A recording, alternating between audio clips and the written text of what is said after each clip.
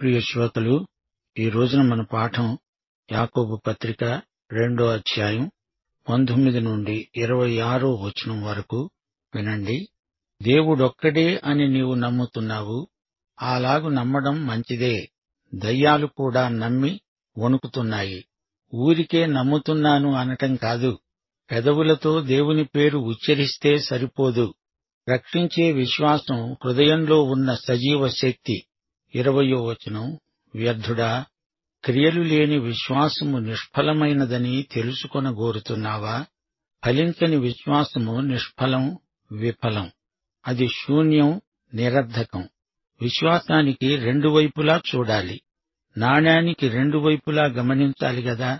రోమా, గలతీ పత్రికల్లో పౌలు స్వనీతిని సునిశ్చితంగా గద్దించాడు. యాకోబు తన పత్రికలో నామకార్థ క్రైస్తవాన్ని, క్రైస్తవులలో దిగజారిపోతున్న నైతిక ప్రమాణాన్ని గద్దించాడు. క్రియలు లేని విశ్వాసము అని యాకోబు అన్నప్పుడు రక్షించబడిన తరువాత నీతిమంతుడు చేయవలసిన క్రియలను గురించి మాట్లాడుతున్నాడని గ్రహించాలి. 1 కొరింథీ 13వ అధ్యాయంలో ప్రేమను గురించి పౌలు ఏమి చెబుతున్నాడో యాకోబు తన పత్రికల్లో క్రియలు లేని విశ్వాసాన్ని గురించి అవే మాటలు పలుకుతున్నాడు. ఇద్దరూ చెప్పేది క్రైస్తవ నీతిని గురించే. నీతిమంతుడు విశ్వాసము వల్ల జీవిస్తాడు అనగా నీతిమంతుడు క్రియాసహితమైన విశ్వాసము వల్ల జీవిస్తాడు. క్రీస్తు నీతి మనకు ఆరోపించబడినందున మనము దేవుని చేత అంగీకరించబడ్డాము. యాకోబు ఇదే సత్యాన్ని ప్రయోగాత్మకంగా విశ్వాసి సత్క్రియల దృష్ట్యా ఫలవంతమవుతుందని చెప్తున్నాడు. విశ్వాసికి అతని సత్క్రియలు విశ్వాస ప్రకటన సాధనములు. విశ్వాసం క్రియాశీలమైనది, క్రియలు విశ్వాసాత్మకమైనవి. ఈ రెండిటి అవినాభావ సంబంధాన్ని శ్రోతలు గుర్తించాలి. విశ్వాసం విశ్వాసి యొక్క పరిశుద్ధ జీవితంలో కనిపించాలి గదా. పౌలు ప్రకటించిన విశ్వాసం క్రియలలో ఎలా సఫలమవుతుందో యాకోబు చూపుతున్నాడు. నీతిమంతుడు ఫలవంతమైన తన విశ్వాసాన్ని క్రియలలో ఎలా వ్యక్తం చేయగలడో యాకోబు చూపుతున్నాడు. 21 నుండి 24వ వచనం వరకు, మన పితరుడైన అబ్రాహాము తన కుమారుడైన ఇస్సాకును బలిపీఠము మీద అర్పించినప్పుడు అతడు క్రియల వలన నీతిమంతుడని తీర్పు పొందలేదా? విశ్వాసము అతని క్రియలతో కూడి కార్యసిద్ధి కలుగచేసిందని, క్రియల మూలముగా అతని విశ్వాసము పరిపూర్ణమైనదని గ్రహిస్తున్నావు గదా. కాబట్టి అబ్రాహాము దేవుణ్ణి నమ్మాడు, అది అతనికి నీతిగా ఎంచబడింది అనే లేఖనము నెరవేర్చబడింది. దేవుని స్నేహితుడని అతనికి పేరు కలిగింది. మనుష్యుడు విశ్వాసము మూలమున మాత్రము కాక క్రియల మూలమునను నీతిమంతుడని ఎంచబడతాడని మీరు దీని వలన గ్రహించారు. రోమాపత్రిక 4వ అధ్యాయం 3వ వచనం, ఆదికాండం 15వ అధ్యాయం 6వ వచనం, 22వ అధ్యాయం 1 నుండి 14వ వచనం వరకు అబ్రాహాము విశ్వాసమును బట్టి నీతిమంతుడని పరిగణించబడినట్లు చెప్పబడింది. ఇస్సాకును అర్పించినప్పుడే అబ్రాహాము నీతిమంతుడయ్యాడా? అబ్రాహాము ఇస్సాకును అసలు బలి ఇచ్చాడా? ఇవ్వలేదు. అయితే అబ్రాహాము విశ్వాస క్రియ ఏది? క్రియలు అతణ్ణి రక్షించాయా? లేదు. విశ్వాసము చేత అతడు కత్తి ఎత్తాడు. దేవుడు నరబలిని కోరడు. అయినా దేవుడు చెప్పాడు గనుక అలా చేయడానికి సిద్ధమయ్యాడు. దేవుడు ఇస్సాకును మృతులలో నుండి లేపగలడు అని అబ్రాహాము నమ్మాడు. అబ్రాహాము ఇస్సాకును నిజంగా బలి ఇవ్వలేదు. దేవుడు ఇస్సాకుకు ప్రత్యామ్నాయంగా బలి పశువును చూపించాడు. దేవుడే గనక ఆపి ఉండకపోతే అబ్రాహాము ఇస్సాకును వధించి ఉండేవాడే. అబ్రాహాము తన విధేయతా క్రియ వల్ల తన విశ్వాసాన్ని నిరూపించుకున్నాడు. అబ్రాహాము క్రియ దేవుని యందలి విశ్వాసమే. ఇప్పుడు యాకోబు మరో దృష్టాంతాన్ని మనకు ఎత్తి చూపుతున్నాడు. 25వ వచనం, రాహాబు అనే వేశ్య కూడా దూతలను చేర్చుకొని వేరొక మార్గమున వారిని వెలుపలికి పంపివేసినప్పుడు క్రియల మూలముగా నీతిమంతురాలని ఎంచబడింది గదా. రాహాబా క్రియల వల్ల నీతిమంతురాలు ఎలా అయింది? ఇశ్రాయేలీయులైన వేగుల వారిని ఆమె స్వీకరించింది, వారిని దాచిపెట్టింది. వారు ఎలా తప్పించుకోవాలో చెప్పింది. యెహోషువ 2వ అధ్యాయం. ఆమె యెరికో పట్టణంలోని స్త్రీ, ఆమె తన గత జీవితానికి పూర్తిగా వీడ్కోలు చెప్పింది. తన ప్రజలను కూడా విడిచిపెట్టింది. ఆమెకు అంతకు ముందు లాభకరమైన వాటిని నష్టపరుచుకున్నది. ఆమె దేవునికి స్తోత్రం అని చెప్పి ఊరుకోలేదు. ఒక ప్రేక్షకురాలుగా చూస్తూ ఉండిపోలేదు. ఉదాసీనంగా మౌనం పాటించలేదు. ఆమె ఒక క్రియ చేసింది. ఇశ్రాయేలీయుల దేవుడు వారికి ఈ భూమిని వశపరుస్తాడని నమ్మింది, విశ్వసించింది. ఆమె వేగుల వారితో అన్నది, 40 సంవత్సరాల నుండి మిమ్మును గూర్చి వింటున్నాము. నేను యెహోవా దేవుని యందు విశ్వసిస్తున్నాను. ప్రియ శ్రోతలు, వింటున్నారా? ఆమె దేవుని యందు విశ్వసించి తన విశ్వాసాన్ని క్రియారూపంలో వ్యక్తం చేసింది. అందుకే హెబ్రీ పత్రిక 11వ అధ్యాయం 31వ వచనంలో ఈమె విశ్వాస వీరనారిగా పేర్కొనబడింది. విశ్వాసమును బట్టి రాహాబు అనే వేశ్య వేగుల వారిని సమాధానముగా చేర్చుకొన్నందున అవిధేయులతో పాటు నశింపక విశ్వాసుల జాబితాలో నీతిమంతురాలని పేర్కొనబడింది. అంతా కలిపి విశ్వాసమే, క్రియాశీల విశ్వాసం. నీకు సజీవ విశ్వాసముంటే నీ జీవితం ఫలప్రదమవుతుంది. 2 కొరింథీ 13వ అధ్యాయం 5వ వచనం, మీరు విశ్వాసము గలవారై ఉన్నారో లేదో మిమ్మును మీరే శోధించుకుని చూచుకొనండి. భక్త యాకోబు అధ్యాయం చివర ఈ మాట అంటున్నాడు. 26వ వచనం, ప్రాణము లేని శరీరము ఏలాగు మృతమో అలాగే క్రియలు లేని విశ్వాసము మృతము. ఇదే మాట పౌలు కూడా అన్నాడు, యాకోబు అన్నాడు, దేవుని వాక్యం అంటోంది. ప్రియ సోదరీ సోదరులారా, రోమాపత్రిక 4వ అధ్యాయమంతా అబ్రాహాము విశ్వాసాన్ని గురించే మాట్లాడుతోంది. గలతీ పత్రిక 3వ అధ్యాయం 6-7 వచనాలలో కూడా అదే అంశం ప్రస్తావించబడింది. ఇస్సాకు పుట్టకముందే అబ్రహాము విశ్వాసం అతణ్ణి నీతిమంతుణ్ణి చేసింది. అయితే ఇస్సాకు బలి సందర్భంలో అబ్రహాము విశ్వాసము అతని క్రియతో సహకరించింది. అబ్రహాము విశ్వాసమందు విధేయత ఉంది. అతని విశ్వాసము అతని విధేయతయందు ఫలించింది. అతని విశ్వాసానికి క్రియ చేరినందున విశ్వాసం సార్థకమైంది. సత్క్రియలు రక్షించే విశ్వాసానికి అనుబంధములు. విశ్వాసమందు నీతిక్రియ నిక్షిప్తమై ఉన్నది. అందుచేత విశ్వాసమే కాదు, విశ్వాస క్రియే అతని నీతి జీవితానికి, ప్రవర్తనకు ఆధారమైంది. దేవునికి స్తోత్రం. రాహాబు ఒక వేశ్య. అబ్రహాము అనేక సంవత్సరాలు దేవుని బడిలో విశ్వాసపు పాఠాలు నేర్చుకున్నాడు. రాహాబుకు అట్టి శిక్షణ లేదు. అబ్రహాము మంచివాడు, పరిశుద్ధ శీలము గలవాడు. రాహాబు నైతికంగా భ్రష్టురాలు. ఈ వేశ్య కనానీయురాలు, అమూల్యమైన విశ్వాసాన్ని కలిగిన ధన్యురాలు. ఈమె పేరు అబ్రహాము పేరుతో చేర్చబడడం గొప్ప విశేషం. హెబ్రీ పత్రిక 11వ అధ్యాయంలో కూడా వీరిద్దరి పేర్లు చెప్పబడ్డాయి. దేవుడు వీరిద్దరిని క్రియాశీలమైన విశ్వాసానికి మాదిరి వ్యక్తులుగా పేర్కొన్నాడు. సజీవ విశ్వాసములో నుండి సత్క్రియలు ఎలా ప్రవహిస్తాయో దేవుడు చూపుతున్నాడు. యెహోషువ 2వ అధ్యాయం 9-11వ వచనం వరకు ఆమె సాక్ష్యం వినదగింది.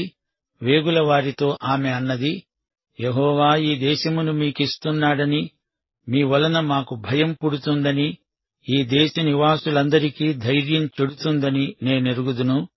మీరు ఈజిప్టు దేశములో నుండి వచ్చినప్పుడు మీ ఎదుట యెహోవా ఎర్ర సముద్రపు నీరును ఎలా ఆరిపోజేశాడో, యొర్దాను తీరాన ఉన్న అమోరీయుల రాజులిద్దరినీ, అనగా సీహోనును ఓగును మీరేమి చేశారో, అనగా మీరు వారిని ఏలాగు నిర్మూలం చేశారో ఆ సంగతి మేము విన్నాము.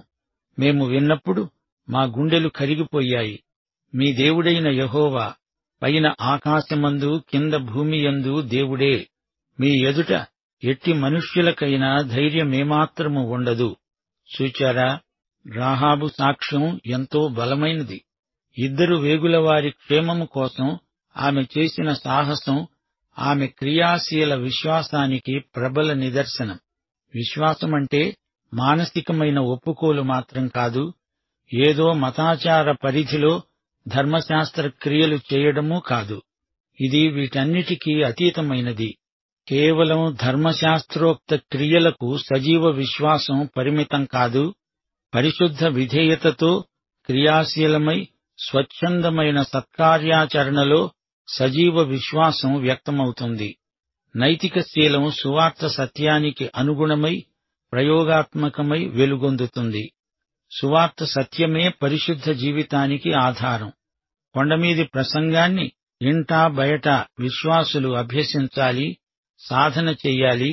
సజీవ విశ్వాసానికి పరిశుద్ధ జీవితం రుజువు మాత్రమే కాదు, విశ్వాసి నీతికి గమ్యం యేసుక్రీస్తును పోలి ఉండడం. ఒక పాపి రక్షణ కోసం ధర్మశాస్త్ర క్రియలు చెయ్యాలంటే అతడు చెయ్యలేడు. అతడు తన పాపాలు ఒప్పుకొని యేసును రక్షకునిగా అంగీకరిస్తే చాలు. ఇది పౌలు పత్రికలలోని ప్రబోధం. అయితే యాకోబు తన పత్రికలో ప్రతిపాదించిన సత్యం మనలను రక్షించిన విశ్వాసం సత్ఫలాలను పండించాలి. లేకపోతే అది మృత విశ్వాసమే. సరైన విశ్వాసమైతే అందులో నుండి సత్క్రియలు రావాలి. శ్రోతలు మరువరాని సత్యం, రక్షణకు ఎట్టి క్రియలు పనికిరావు. గాని రక్షించబడిన వ్యక్తి మంచి క్రియలు చేయాల్సిన అగత్యమెంతైనా ఉంది. రక్షణానుభూతి సత్క్రియలకు గొప్ప ప్రేరణ. దేవుని కృప ఉచితం. విశ్వాసి కనికరము గలవాడై కనికరం పొందుతాడు. విశ్వాసమనేది మన చేత పని చేయిస్తుంది. విశ్వాసం ఉంది అంటే అది మాటల్లో కాదు, చేతల్లో కనిపించాలి. విశ్వాసం ఉందని చెప్పి దాన్ని రుజువు చేసే క్రియలు లేనప్పుడు అట్టి విశ్వాసం కేవలం వెక్కిరింత మాత్రమే. విశ్వాస ప్రమాణం అందరికీ కంఠతా వచ్చు. తండ్రి కుమార పరిశుద్ధాత్మలను నమ్ముతున్నాను అని చెప్తారు. అంటే ఏమిటి? దేవుడు మన తండ్రి, క్రీస్తు ద్వారా రక్షించబడిన వారము. దేవుని ఆత్మ ద్వారా ఈ అనుభవం మనకుంది. అంతేకాని ఊరికే దేవుని పేరు పలకటం కాదు. నామకార్థ విశ్వాసి కంటే అవిశ్వాసి మేలు. యాకోబు పత్రిక 2వ అధ్యాయం 17, 20, 26 వచనాలలో ఇదే మాట పునరుద్ఘాటించబడింది. విశ్వాసము క్రియలు లేనిదైతే అది ఒంటిగా ఉండి మృతమవుతుంది. క్రియలు లేని విశ్వాసము నిష్ఫలము. ప్రాణము లేని శరీరము ఎలాగు మృతమో అలాగే క్రియలు లేని విశ్వాసము మృతము. సజీవుడైన మనిషిని చూడండి. అతనికి ప్రాణమున్నది, ఆత్మ ఉన్నది. అది శరీరానికి చలనహేతువు. పనిచేయడానికి ఆత్మకు శరీరమే సాధనం. అయితే శరీరమొక్కటి మాత్రమే ఉన్నది అనుకోండి. శవం శరీరమే కాని అది మృత శరీరం. అందులో జీవం లేదు, గనుక చలనమూ లేదు. శరీరంలోని ఆత్మ జీవాత్మ, గాని అది లోపించింది. అలాగే క్రియలు శరీరం, విశ్వాసం ఆత్మ. ఈ రెండిటిలో ఏది లోపించినా అంతా నిరర్థకమే అవుతుంది. శరీరాన్ని బతికించేది, కదిలించేది ఆత్మ, జీవము. కేవలం విశ్వాస ప్రమాణాన్ని ఏకరువు పెడితే చాలదు, క్రియాత్మకమైన సేవ కావాలి. 19వ వచనం, దేవుడొక్కడే అని నమ్ముతున్నావు, నమ్ముతున్నాను అని విశ్వాస ప్రమాణాన్ని వల్లిస్తున్నావు. దయ్యాలు కూడా అదే మాట చెబుతాయి. దేవుడంటే వణుకుతాయి కూడా. సత్యాన్ని జీవించకపోతే అది సత్యం ఎలా అవుతుంది? ప్రేమ గలిగి సత్యాన్ని జీవించే వారే ఎదుగుతారు. పనిచెయ్యని విశ్వాసం నిర్జీవ పదార్థం. అది ఆధ్యాత్మిక కళేబరం. నిర్వీర్యమై నీరసించి పనిచెయ్యని విశ్వాసం చచ్చి ఊరుకుంటుంది. మత్తయి సువార్త 11వ అధ్యాయం 23వ వచనం, ప్రభువు గద్దింపు చాలా తీవ్రమైనది. కపెర్నహూమా, ఆకాశము మట్టుకు హెచ్చించబడతావా? నీవు పాతాళము వరకు దిగిపోతావు. సోదరీ సోదరులారా, సజీవ విశ్వాసం క్రియలను ఉత్పత్తి చెయ్యాలి. పనిచెయ్యని విశ్వాసం రక్షించగలదా? మనలను రక్షించే విశ్వాసమైతే అది మనల్ని మారుస్తుంది. అది మన ద్వారా పనిచేయిస్తుంది. మనం విశ్వసించింది ఏదో దాన్ని ఆచరణలో పెడతాము. విశ్వాస జీవితం క్రీస్తుకు సమర్పితం. ఆయనకు అంకితమైపోయిన జీవితం. వాగ్దానము గలదై శక్తిభరితమై పనిచేసే విశ్వాసమే సార్థకం, లేకపోతే అనర్థకం.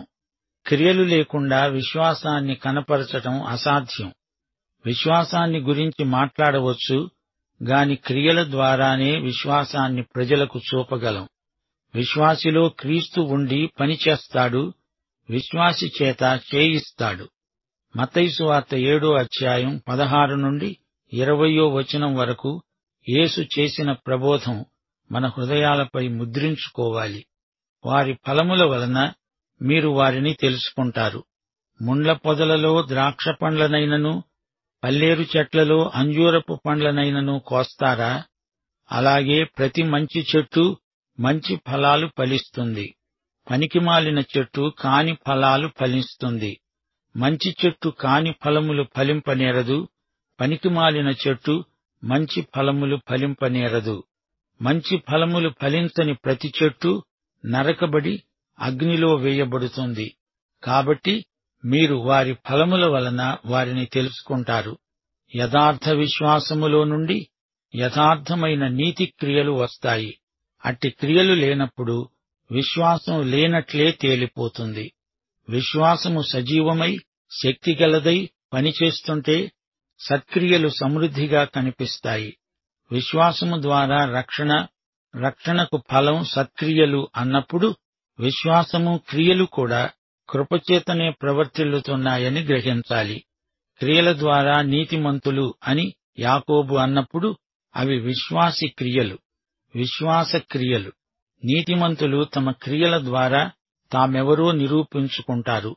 పనిచేసే విశ్వాసము ద్వారా అబ్రహాము, రాహాబు నీతిమంతులని గుర్తింపు పొందారు. విశ్వాస క్రియల వల్ల కార్యసిద్ధి, విశ్వాస పరిపూర్ణత ప్రాప్తిస్తుంది. అమలులో లేని చట్టం మృతమైపోతుంది.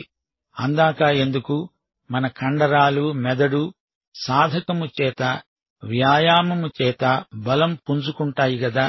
గలతీ పత్రిక 2:20 పౌలన్నట్లు, నేను క్రీస్తుతో కూడా సిలువ వేయబడి ఉన్నాను. ఇకను జీవించేవాడను నేను కాను, క్రీస్తే నాయందు జీవిస్తున్నాడు, అనగా పనిచేస్తున్నాడు, నా చేత పని చేయిస్తున్నాడు. జీవితంలో పనిచేసే విశ్వాసం మన యందు సఫలం కావాలని దేవుని చిత్తం. యాకోబు తన పత్రికలో నీతిమంతుడిగా తీర్చబడడం అన్నప్పుడు నీతిమంతుడని నిరూపించుకోవడం అనే భావం వ్యక్తమవుతోంది. ఇది ప్రజల ఎదుట విశ్వాసి యొక్క సాక్ష్యం. అయితే పౌలు నీతిమంతులుగా తీర్చబడడం అన్నప్పుడు దేవుని ఎదుట నీతిమంతుడవటం అని గ్రహించాలి. యాకోబు మానవీయ దృక్పథంలో మాట్లాడితే, పౌలు దేవుని ఎదుట విశ్వాసి స్థితిని గురించి మాట్లాడుతున్నాడు. దేవుని దృక్పథంలో నీతిమంతుడెవరో పౌలు చెప్పాడు. దేవుడు నీ క్రియలను కాదు, విశ్వాసాన్ని చూస్తున్నాడు. లోకం నీ సత్క్రియలను చూచి నీవు విశ్వాసివని గ్రహిస్తుంది. పౌలు సత్యమేదో చెబితే యాకోబు ఆ పరమ సత్యం దుర్వినియోగం కాకూడదు అంటున్నాడు. యూద విశ్వాసులను ఉద్దేశించి యాకోబు ఈ పత్రిక రాశాడు. నాటి యూద విశ్వాసులు మానసిక జ్ఞానంతో తృప్తి పొంది నిరాసక్తంగా ఉండిపోయారు. యాకోబు వారిలో కార్యాచరణశీలాన్ని పెంపొందించడానికి ఈ పత్రిక రాశాడు. పౌలు అన్యులకు పత్రికలు రాస్తూ వారికి విశ్వాసమంటే ఏమిటో విశదీకరించాడు. యాకోబు క్రియాన్యాయం, పౌలు విశ్వాస న్యాయం, ఈ రెండూ పరస్పర సమాశ్రితములు, పరస్పర సంపూరకములు. అబ్రహాము ముందుగానే నీతిమంతుడు. తన నీతిని సాక్ష్యార్థంగా రుజువు చేసుకునేందుకు ఇస్సాకును బలి ఇవ్వటానికి ఉద్యుక్తుడయ్యాడు. రాహాబు విశ్వాసి, నీతిమంతురాలని దేవుని చేత పరిగణించబడింది. అయితే ఆమె వేగుల వారిని దాచి వారిని సురక్షితంగా మరో దోవన పంపించి తన ఇంటి కిటికీ నుండి తొగరు రంగు దారం వేలాడదీసి తాను నీతిమంతురాలిని అని పరిగణించబడింది. దేవుని మెప్పు పొందాలంటే, ప్రజల గుర్తింపు పొందాలంటే సత్క్రియల యందు ఆసక్తి కలిగి ఉండాలి. విశ్వాసము, దానికి సంబంధించిన క్రియలు ఒకదానితో ఒకటి పెనవేసుకుపోయాయి. దేవుడు జతపరిచిన దానిని ఎవరూ వేరు చేయకుందురుగాక. పాఠం ఇంతటితో సమాప్తం. ప్రభు అయిన యేసుక్రీస్తు వారి దివ్య కృప, తండ్రి అయిన దేవుని పరమ ప్రేమ, పరిశుద్ధాత్మ యొక్క అన్యోన్య సహవాసము మనకందరికీ సదాకాలము తోడై ఉండునుగాక. ఆమేన్.